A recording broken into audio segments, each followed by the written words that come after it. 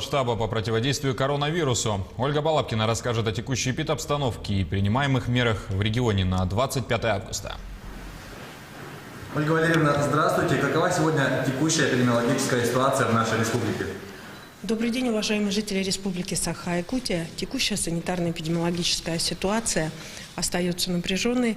В Якутии за сутки выявлено 45 новых случаев коронавирусной инфекции. В том числе в городе Якутске выявлен 21 новый случай, 3 случая в Хангаласском районе.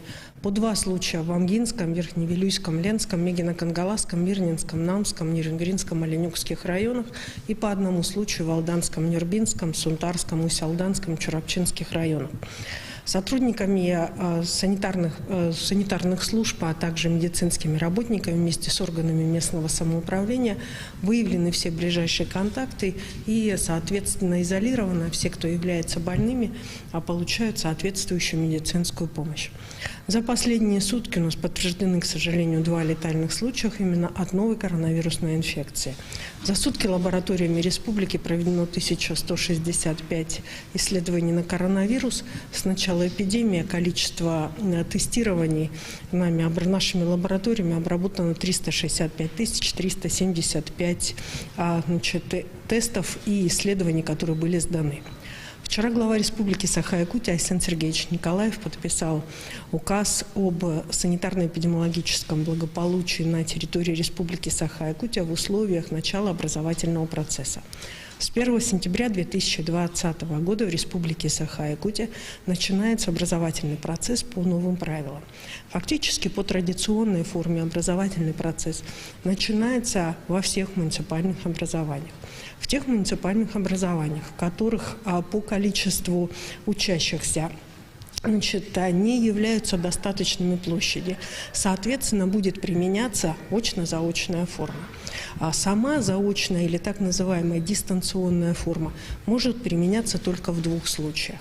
Если решением оперативного штаба Наслега района или республики в населенном пункте объявлен карантин. И может быть непосредственно исключительно дистанционная форма у класса, если в классе выявлен заболевший больной. То есть вот на сегодня такова схема, по которой пойдет обучение в наших школах. Обязательными будут являться также требования по термометрии и по как можно большему разделению потоков детей в пределах одного учебного заведения. С 1 сентября мы планируем к открытию и детские сады республики. Соответственно, с теми же правилами, которые предписывает сегодня Управление Роспотребнадзора республики. Мы говорили, что сейчас началась кампания вакцинирования против гриппа. Говоря о кампании вакцинирования против гриппа, первые эту кампанию проходят у нас непосредственно медики. Затем в последующем определен график при поступлении новой вакцины, именно против гриппа по добровольному согласию вакцинирование пройдут школьники, учителя, врачи, в целом население. Каждый по своему плану диспансеризации или плановому осмотру в наших учреждениях здравоохранения. Необходимо обратить внимание сегодня и на ситуацию во многих отдаленных населенных пунктах республики, особенно на севере. Начинают возвращаться люди непосредственно с отпусков. У меня огромная просьба, в том числе к главам муниципальных образований, вместе с учреждениями медицинскими отслеживать, соответственно, и предупреждать людей о необходимости применения и использования мер безопасности при приезде из других населенных пунктов, для того, чтобы все-таки не нарушать эту чистоту самого населенного пункта и для того, чтобы, соответственно, как можно меньше было ковида на территории нашей республики. Спасибо большое. Это был брифинг оперативного штаба о текущей ситуации с коронавирусом в регионе на 25 августа. Оставайтесь с нами.